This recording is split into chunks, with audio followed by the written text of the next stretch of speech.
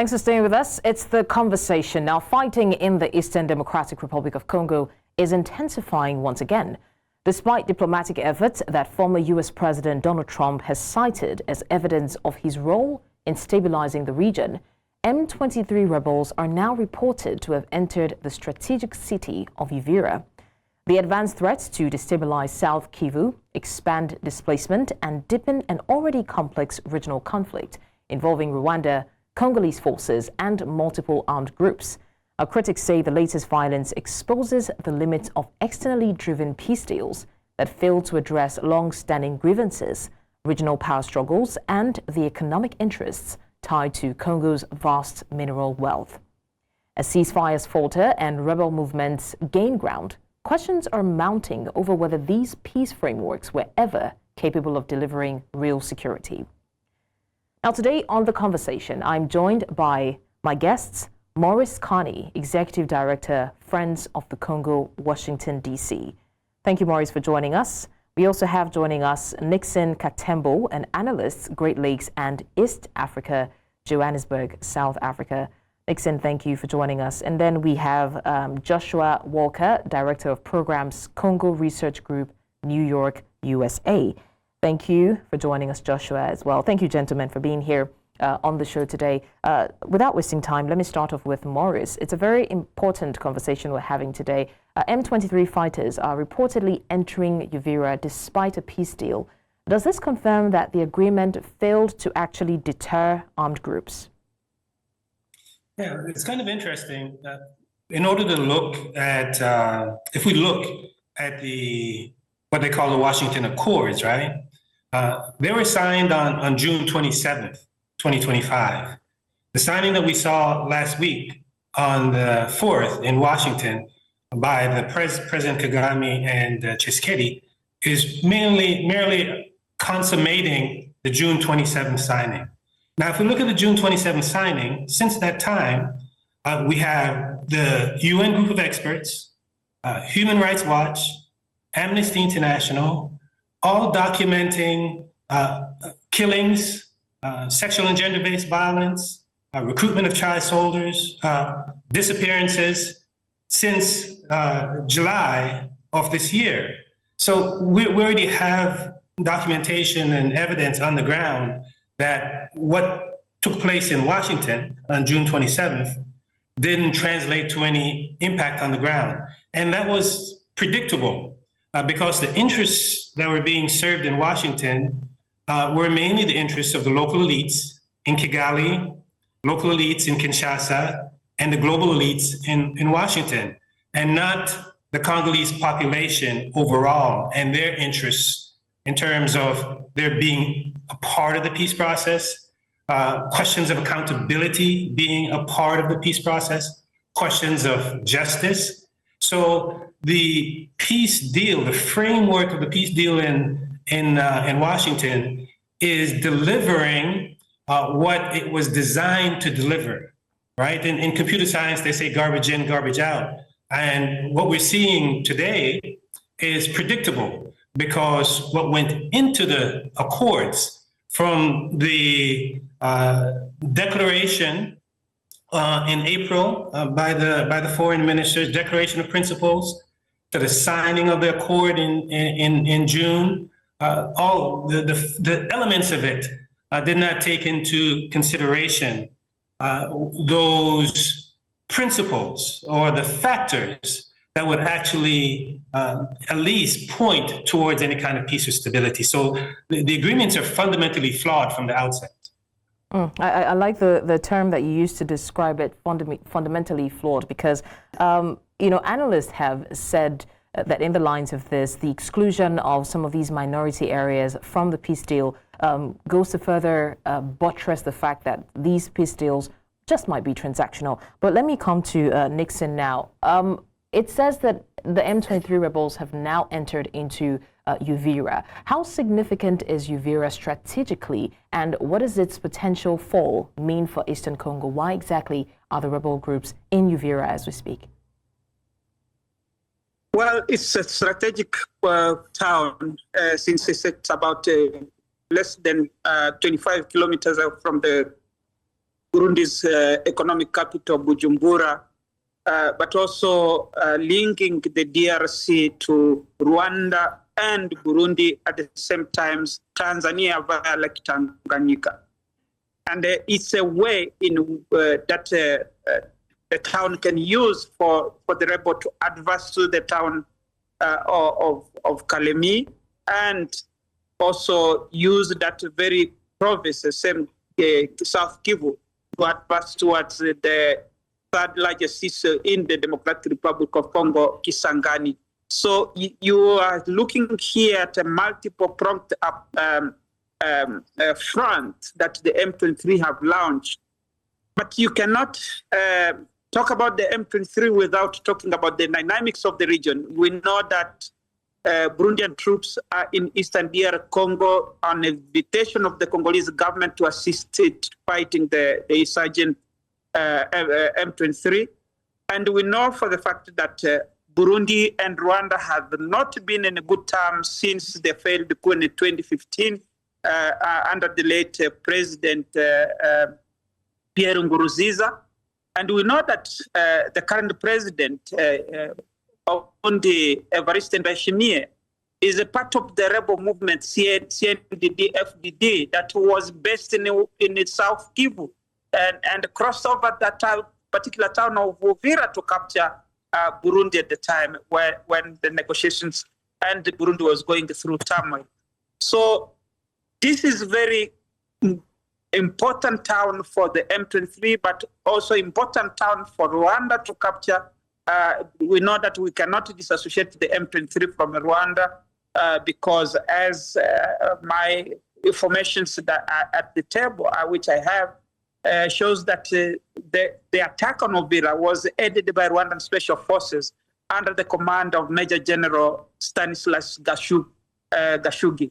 And we know previously the attack of Goma was also captured by Rwandan Special Forces by then Major General Ruki Karusisi, who have now been sent to.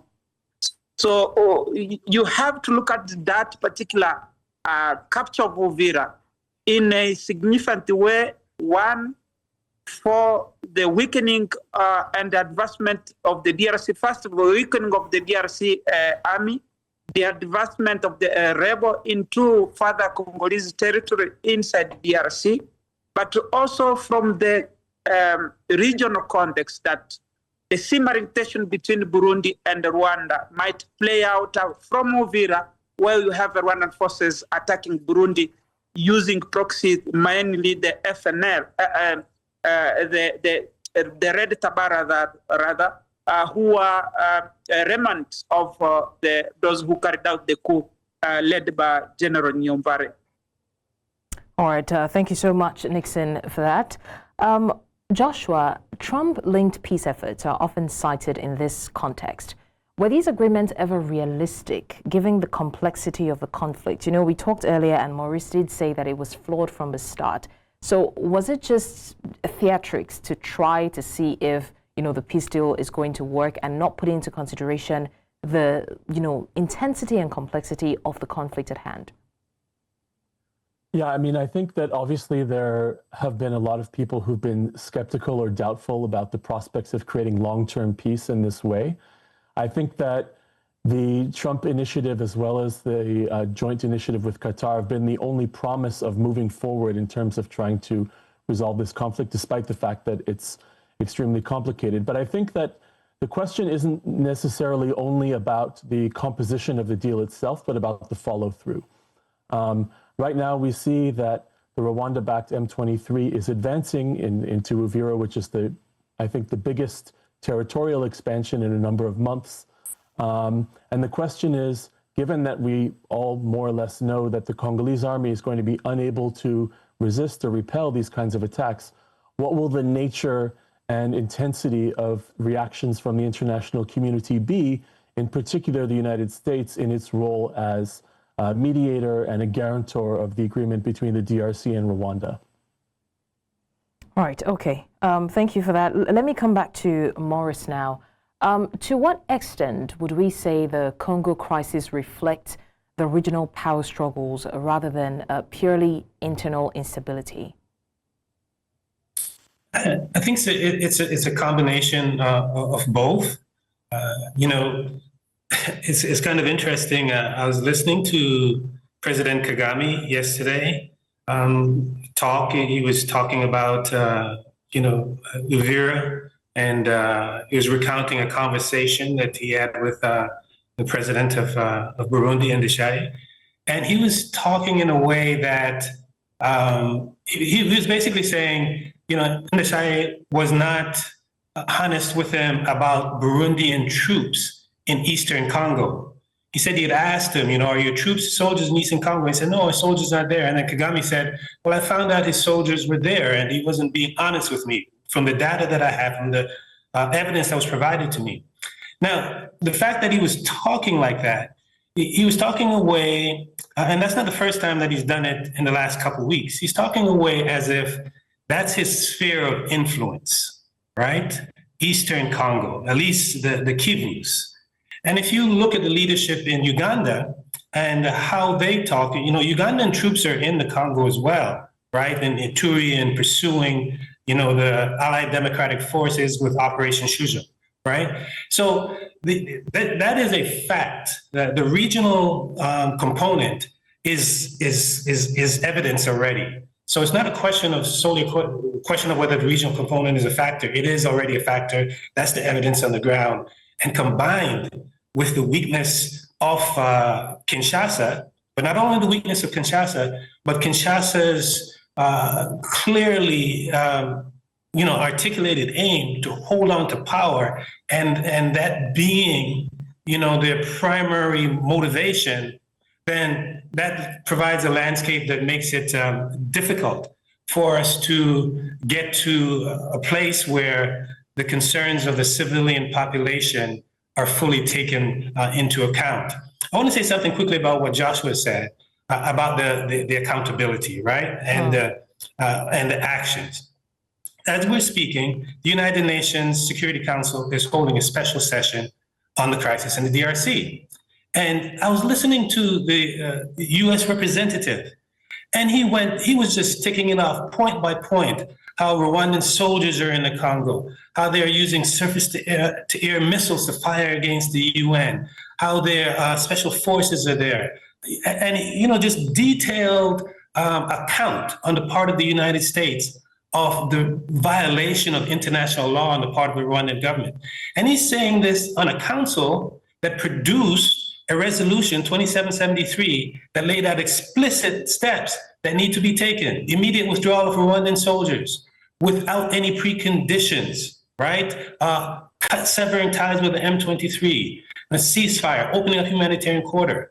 So we've seen these talks and people know the evidence. The question is, why aren't they implementing the resolution? Why are they acting on the resolution in terms of sanctions, in terms of any kind of embargo and minerals coming out of Rwanda, for example? So the lack of follow through on the part of the international community as it relates to its role is a major issue as well. And we can, Nixon talked about Rwandans general being in Mozambique, and that gives us an indication of why there's a reluctance to act against Rwanda in this case, because of what Rwanda does for the UN, Rwanda does for European Union as it relates to its soldiers participating in peacekeeping or going on missions that serves the strategic interests of European or US powers. All right, thank you for that, Morris. Nixon, let me come to you and let's focus a little bit on African resources, because that's another conversation that needs to be had whenever some of these peace deals are discussed. So how do resource interests continue to undermine peace initiatives in Eastern DR Congo? Take away resources, would you say that the situation will still remain the same? I think it's more clear to pick up on what Morris said before answering directly to your question. It's that you look the fact that Rwanda is signing peace deal at the same time, not really the United States and the European Union, including other international players, coming out clearly for the implementation of the resolution that was passed in February early this year 2773 is telling. And we should be open about this, that Rwanda has been a critical partner for the United States' interests in the Great Lakes region from the Clinton era. And the man behind assisting Rwanda was one of the senior military in the United States Army, retired Colonel Rick Orth, who today remain a close associate of President Paul Kagame. But also, since then, the United States facilitating various officer training for the Rwandan army, including the Rwandan Special Forces, now that they have kind of built this army that can serve the United States interests in the Great Lakes region. So why the United States is doing this? We know for the fact that the Congo held about 70% of the world reserve of coltan, over 70%, over 65% of the world reserve of tin in the Congo. Cobalt, over 70% of production of cobalt come from the Congo. And these are strategic reserve of minerals that is very critical for the United States industrial development, including the military-industrial complex. There is such a colloquial term that I have heard quite sometimes being talked about. The rare earth contestation, then you add to that the geostrategic nature of contestation of access to those resources within the Congo between China, the European Union, and the United States.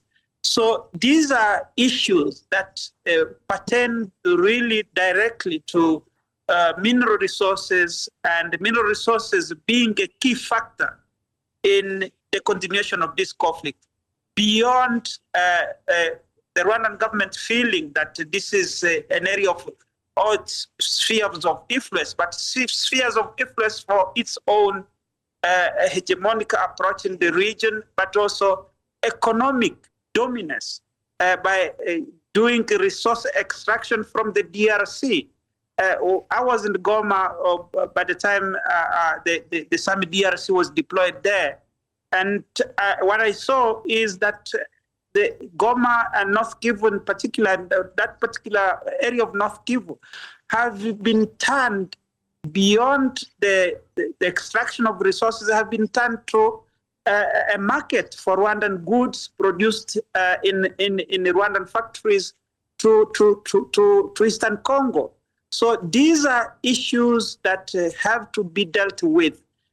This is beyond the mere facade that the M23 are being denied the citizenship. When one read the Sun Peace Accord, that issue was dealt with leading up to the first democratic election in 2006, but also a new constitution that was promulgated at that time. And if you read the Article 51, 52, and 53, talks about the citizenship, the inalienable right of citizenship to any ethnic group in the Congo, including the M23 or the Tutsi Banyamulenge that have been recognized as the Congolese. Yet we see President Paul Kagame using the same script rather than being open, but this is a mineral-driven conflict for the benefit of Rwanda and for the benefit of multinational. You would recall sometimes last year, the Congolese government went to the International Court of Arbitration at the WTO, wanting to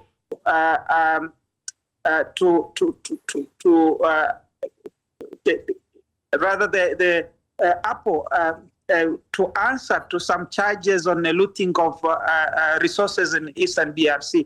But that case was glossed over and it has never gone anywhere.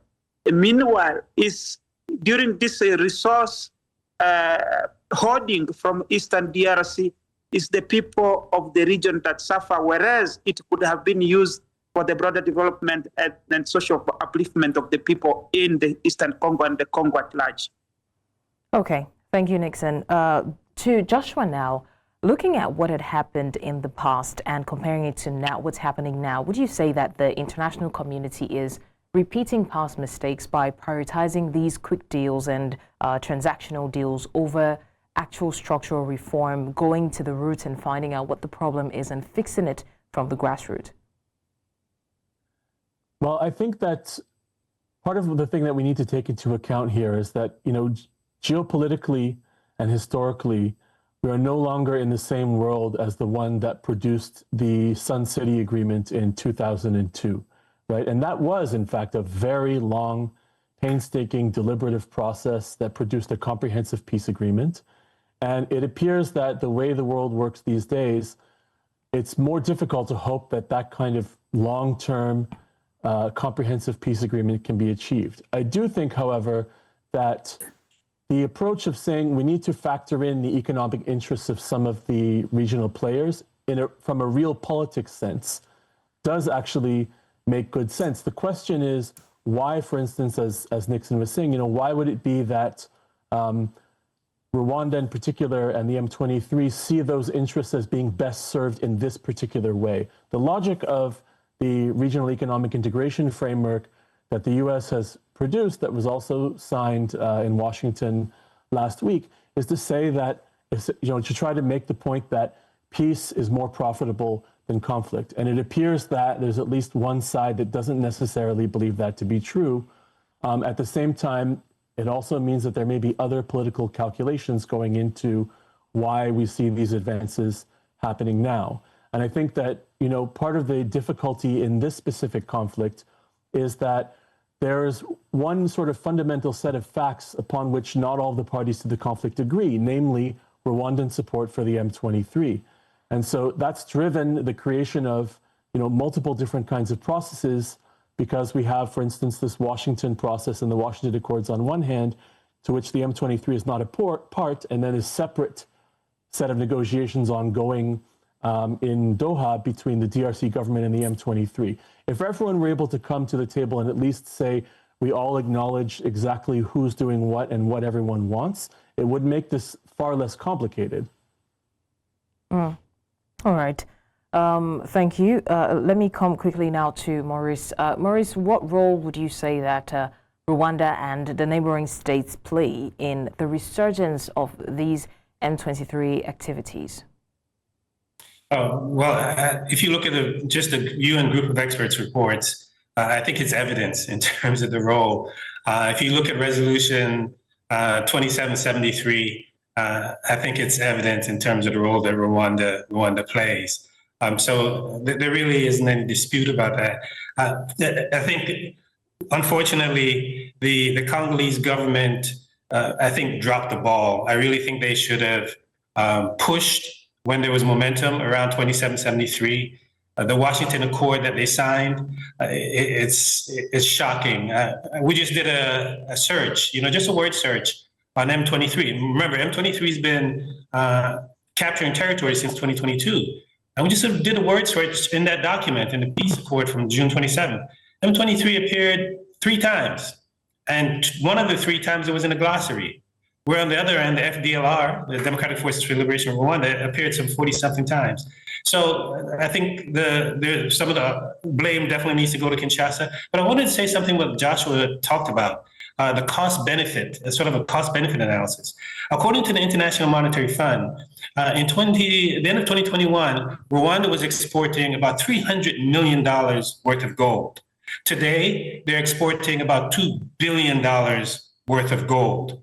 The United Nations trade data, it shows that Rwanda's exports of coltan have 213% from January 2025 to June 2025, compared with about 2,000. They produce around almost 4,000 tons, or exporting around 4,000 tons of coltan in the first half of 2025. Compared to all of 2024, or really the same period of 2020 to 2024, where they only exported around 2,000 or 2,900 tons. So if you look at coltan, if you look at gold, you see that Rwanda is benefiting from the continued occupation of territory in the east of Congo. If you look at the data coming out of International Monetary Fund, if you look at United Nations trade data, the numbers are quite stunning.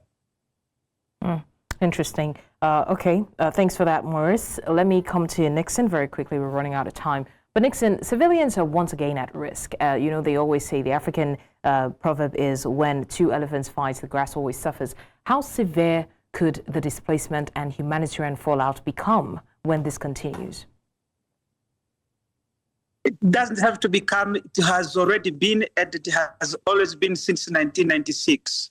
I mean, I've grown up to see what is going on in Eastern Congo, having been a victim for myself. So I'm not speaking as someone who speak from a distance. I have experienced that since I was a young child. So the humanitarian catastrophe is quite big in the sense that today the United Nations Refugee Agency talks about Burundi receiving more than 8,000 people per day since the M23 took over power, took over the town of Uvira. Adding to that is the humanitarian crisis that is linked to preventable diseases, lack of nutrition, in other words, malnutrition, people fleeing their homes because of the attacks by different rebel groups, including the M23, which then makes life difficult for them to even go to their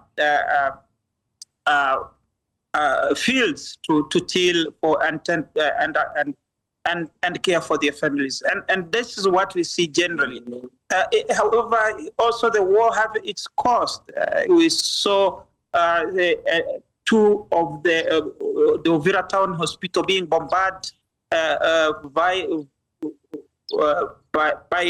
drones that are said to have been used by the M23 on FRDC positions. So the immense humanitarian crisis in Eastern Congo is dire than what is spoken about, or even the statistics themselves coming out of the Congo, because nobody really knows what is going on in the jungle. We are talking about the town of Uvira as a strategic town. What about the surrounding villages? What about those who have died in and around remote areas because of lack of treatment, for example, when they are injured or when they die from preventable diseases such as malaria or otherwise. So I can go on and on in explaining, and sometimes it's difficult even to quantify the kind of crisis that is happening in the Congo. And I think the world have been passive enough to act, and maybe for the world powers that be to see to themselves, put a human face on the crisis and just say, hang on, is it Congolese are dying just because they are Africans? Why are we not having the same outcry that we see in Ukraine, for example, or elsewhere where conflicts are? But you see a silent approach when it comes to humanitarian crisis in the Congo. All right, thank you for that. Very quickly, let me just get Joshua's final thoughts before we wrap.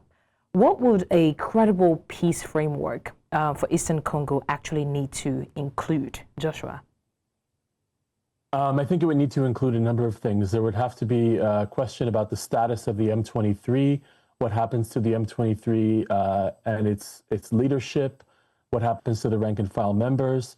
It would have to include questions about what kind of political arrangements will be made for the areas in question, North and South Kivu or parts of them. It will also require a question about, or required to resolve, I think, in a comprehensive agreement, the question of the Congolese refugees currently in Rwanda. It will have to resolve questions around the civilian political leadership in these provinces. And I think that's probably just a start. So a lot of this theoretically could be covered by the Doha process that's ongoing, at least if we take them at their word and we think about the numerous different protocols that are or were intended to be negotiated as part of this process. I think for the moment, it's difficult to see how the DRC goes back to the negotiating table in Doha with the M23, given the recent escalation and given the recent advances and the fall of Uvira. But I also think some of the questions that are being debated or questions that are being raised as part of the Doha process, like questions about whether federalism should be a political option in the DRC, those questions really would go beyond the scope, I think, of those negotiations, because it would be difficult to see how a massive nationwide change like that should be negotiated by the DRC government with one particular party rather than a large group of different people and different sets of interests. So I think, broadening and widening the negotiating table will ultimately be necessary to achieve a sustainable peace. All right, very quickly, I'm told we still have a little more time. So in a few seconds, let me get Maurice and Nixon's final thoughts. Maurice, what do you think about all of this? Where do you see all of these peace deals in the next, foreseeable future? Very quickly, please. I really don't know in the foreseeable future. But what I do know is that there has to be greater engagement. Civil society, faith institutions, opposition within the Congo. There needs to be greater space created for their engagement. So inclusion, transparency, I think those are really important for any kind of peace deal going forward to be effective at all. So much greater inclusion on part of the Congolese society across the board. Okay, Nixon? Nixon, are you there? Looks like we may have lost Nixon. Okay, yeah, it does seem like we've lost Nixon, but at this point, I think that this is the best place to close the curtain. Thank you so much, gentlemen, for being here and lending your voice to this very important conversation. I want to say a big thank you to Maurice Carney, Executive Director, Friends of the Congo, Washington, D.C., and of course, a thank you in absentia to Nixon Katembo, Analyst, Great Lakes and East Africa, joining from Johannesburg, South Africa. And of course, thank you to Joshua Walker, Director of Programs, Congo Research Group, New York, USA. You have been instrumental to moving this conversation forward, and we're hoping that it doesn't end here. And we hope to see how this turns out. Hopefully there are no more casualties and we get the system properly. And that's all for today on The Conversation. Catch up on missed episodes on our YouTube channel at News Central TV. You can also watch News Central live on DSTV channel 422, GoTV channel 23, StarTimes channel 274, Avo TV, and YouTube. Join our subsequent sessions with Dashin. She's always here to give you the most recent conversations on The Conversation. Don't miss any other episode. Thanks for watching. I'm Blessings Masugu.